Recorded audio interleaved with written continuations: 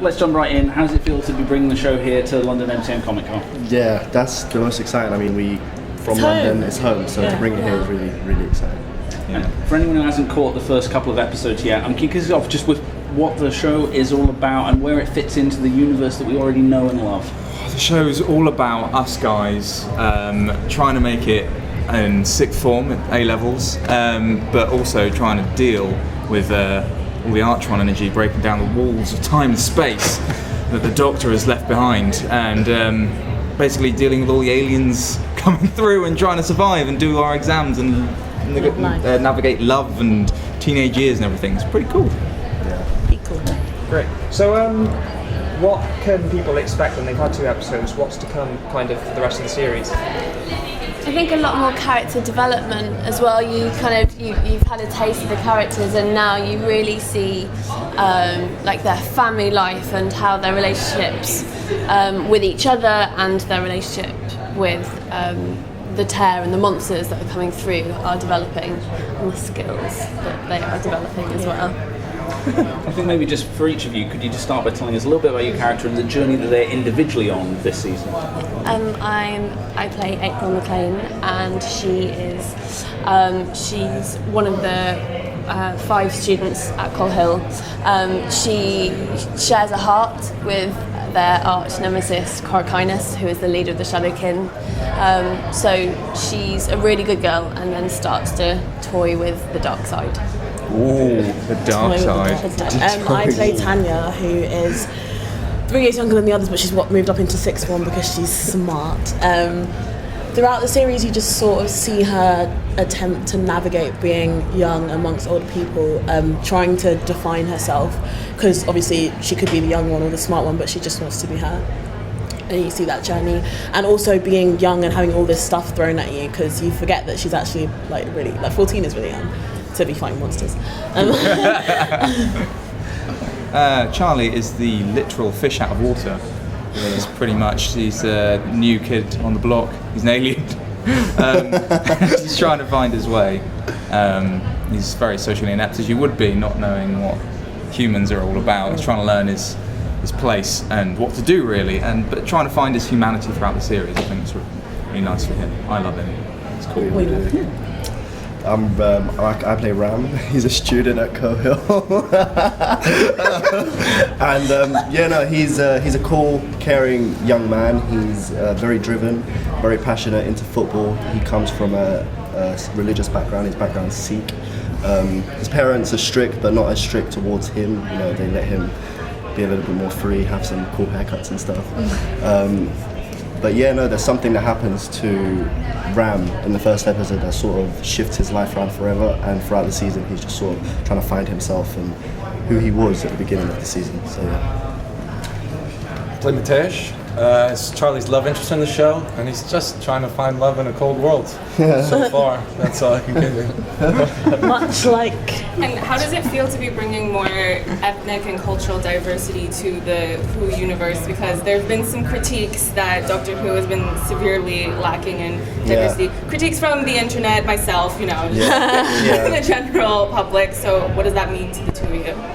A lot. I sort of think for us, I think it means a lot to all of us, because the age that so our generation is multicultural. We have friends of every colour, every size, everything, and so it's good to see yourself, and it's good to see the people that you love in places. Just makes you feel it validates your existence. It's nice. And finally, it's actually an accurate representation of life in London, or just in general schools, or just in general shows. A group of friends don't just stay from one type of community. We're all different people, and that's what's real about London and Shoreditch and life and school and just life, and that's how it should be, Talking about variety, obviously the Who universe is populated with some amazing monsters and creatures. How many familiar faces are we going to see, and are there particular new ones that you think fans are going to be especially blown away by? Yeah, there's a lot of new monsters, but there's also a lot of Easter eggs in there for Doctor Who fans to pick from, which is really exciting. Apparently I have Ace's baseball bat, which I didn't even know, but apparently it's a cool thing. So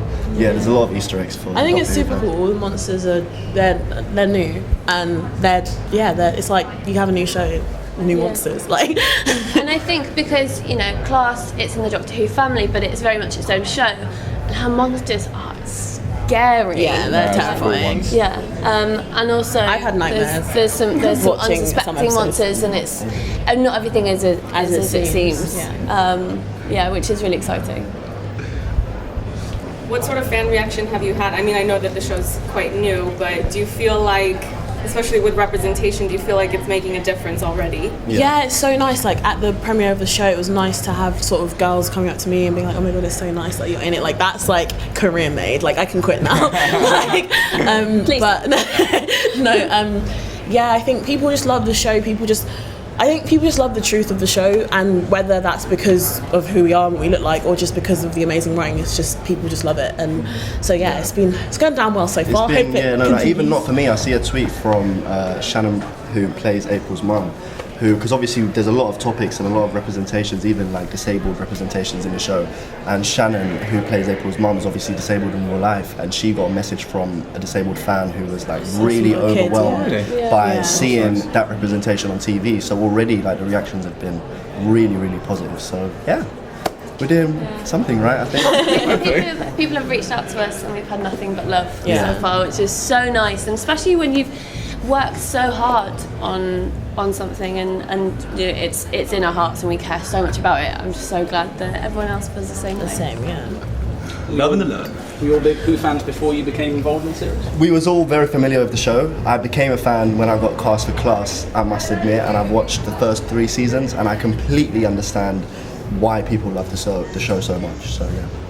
Yeah, it's something we were just acclimatised to, isn't Yeah. it? It's I mean, being in England especially, you've grown up with Doctor Who. It's Yeah, just it's a a part household of name, yeah. It's part of the fabric of our country, I think. And so, being a part of that is huge. And I know, I think we've all, if we weren't before, we definitely are now. Yeah. We definitely I think we all understand what it is to be a part of Doctor Who. We understand, I feel like, how huge Doctor Who is. We still take it in, but yeah. What about going up in the States? Did you watch it then, or have you kind of caught up with it since the show? Oh yeah. Yeah, so I've heard the name Doctor Who because I was born here, so my family's English. And I'd heard it in the house all the time, but it wasn't until I got it that I actually just opened this whole crazy, beautiful, loving universe that's also out there. Yeah. That makes no sense. But you know what it makes. It It makes sense to me, and I love this. Yeah, it's yes. You're going to hear it a lot more from now on. Thanks a lot. Hey. Thank you.